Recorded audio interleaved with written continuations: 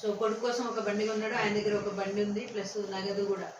మన దగ్గరే కాకుండా గద్వాలు అండ్ వనపర్తి అక్కడ కూడా దొంగతనాలు చేశాడు. అన్నీ కూడా టెంపుల్ అఫెన్సెస్ చేశాడు.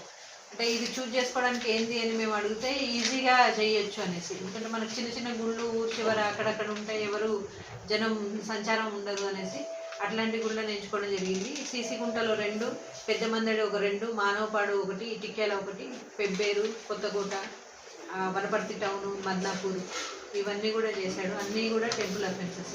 సో 24 జనవరి నుంచి చేస్తూ ఇంకా ఇప్పుడు మనకు దొరకడం జరిగింది.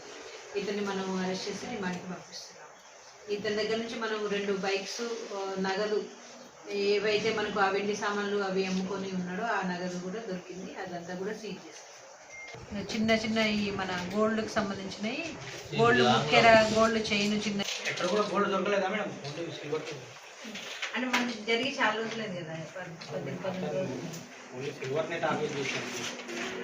గుళ్ళలో మనకి మేజర్గా సిల్వరే ఎక్కువ ఉంటుంది కదా, గోల్డ్ చిన్నవి ఉంటాయి, లేదంటే తీసి పెడతారు కదా.